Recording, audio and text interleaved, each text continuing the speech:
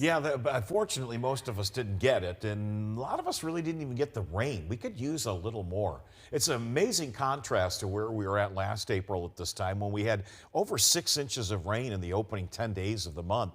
This month, we've had a little more than a half inch or just under a half inch of rain officially in Indianapolis, but those thunderstorms came in. Skies got dark, the winds kicked up, the rains came down pretty fast and furious, and a few of the storms did contain some hail, but mainly up to our north. There was some pretty good reports of some hail around Kokomo, a couple of reports in Boone County as well, but boy, it was Marion and Grant County that took the brunt of those storms earlier on this afternoon or late afternoon, early evening. A windy and warm day. Prior to the thunderstorms, just stunning again. Temperatures were well into the low to mid 80s. These are temperatures you'd find in June, and there is the approaching storm from our camera at Daniel's Vineyard, which shows the approaching rain drapes right here. But look behind that rain, the sun is already coming out. So this storm would sweep across portions of northern Marion County, quickly deposit some rain, and then moved on to clear the skies out, and it just was an absolutely stunning sunset once again.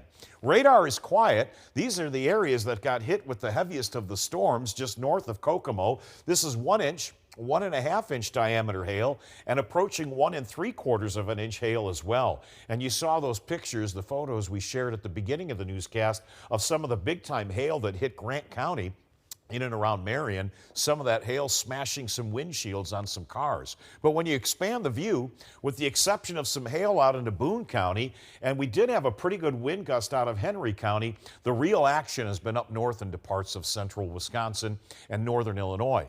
Today marks another day above average. We're, believe it or not, at about the halfway point of what we consider meteorological spring. The fourth warmest on record to date. 32 days have been above average. That's 71% of the days. And once again, we rewrite the record books with a brand new record high temperature for a low temperature. We call this a record warm minimum. The low temperature this morning of 69 degrees breaks a record that stood for 143 years. And we weren't far from another century-old record of 85 degrees when we topped out at 83. It is still 77.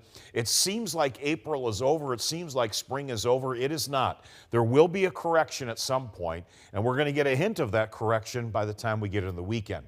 But till further notice, we're running mild.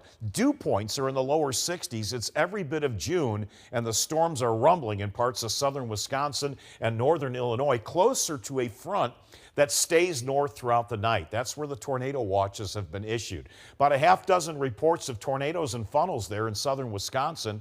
There is the warmth, as warm as 88 degrees in Des Moines. That jet stream is still pointed in from the south and west, and this cluster of thunderstorms is likely going to stay north throughout the overnight hours, and we're left pretty much in the clear in terms of any kind of rain or storm chances until we get deeper into the day tomorrow. Another warm day expected on Wednesday, likely opening up rain-free by afternoon on and possibly between 2 to about 5 or 6 p.m. That shower and thunderstorm chance will return.